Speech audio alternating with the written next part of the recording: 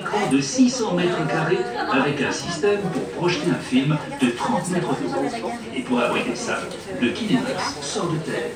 Le pavillon en forme de cristal, à côté de nous. Le premier parc d'attractions en France est né. Le 31 mai 1987, le Futuroscope ouvre ses portes. Une foule impatiente se presse derrière les grilles du parc. Il faut dire qu'à l'époque, c'est plutôt intriguant cet ovni posé au milieu de rien. Succès immédiat, 250 000 visiteurs dès la première saison. Et ça continue à augmenter pendant des années. Le Futuroscope s'agrandit. En 1996, c'est décidé. Le parc ouvre toute l'année. 2 jours de visite et on dort sur place. Une vraie destination de vacances. Grâce à ça, le Futuroscope fait travailler plein de monde. À l'époque, le parc, c'est comme un aimant. Des gens viennent s'installer autour, des entreprises, des écoles. Et plus loin, l'agriculteur veut aussi plus de blé, la boulangère plus de pain, les hôtels plus de chambres. Et puis l'an 2000 sonne, et là, patatras. On se réveille en se disant le futur, il n'est pas là. Quand est-ce qu'on va conduire des voitures volantes des astronautes de là-haut? Et du coup, on est passé du futur au présent, et on est déçu.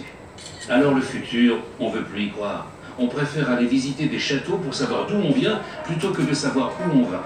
Et le Futuroscope en souffre un peu. Action-réaction. Une nouvelle équipe est placée à la tête du Futuroscope et avec elle, le parc change de cap. Les grandes images en regardent. Mais en plus, on veut des expériences plus fun, des attractions pour rigoler et vivre des choses nouvelles. Et là, souvenez-vous, le Futuroscope a été inspiré par un voyage à Tsukuba. Et ben là, on recommence. On reprend les valises et on parcourt le monde à la recherche d'innovations technologiques, scientifiques, artistiques.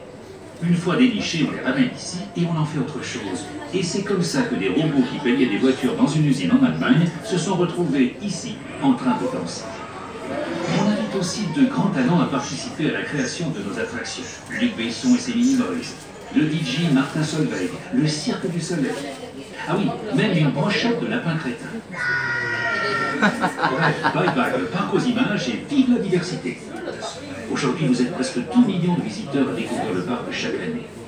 En termes de chiffre d'affaires, nous sommes le 2e parc d'attractions en France. Il en a fait du chemin, cette fille. Et le futur dans tout ça? Eh bien, comme on ne peut pas le prédire, il y a des créatifs qui ont trouvé la solution. Le futur, ça s'imagine. Oui, et comme il y a des milliards de façons de l'imaginer, eh bien au Futuroscope, on s'inspire des plus grands rêves de l'homme, parce que ce sont eux qui feront le monde de demain. Bon, maintenant, il est temps de redescendre sur Terre, les amis. Vous devez avoir encore plein d'attractions à découvrir. Oui. Très bonne visite à tous.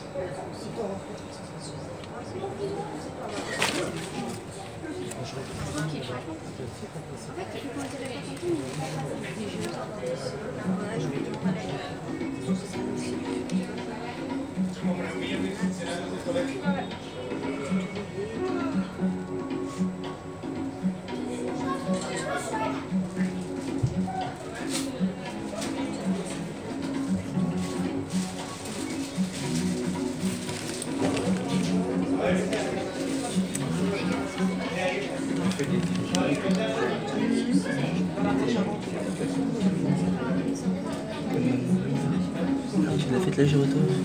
Oui. Tu paraissais coincé? Non.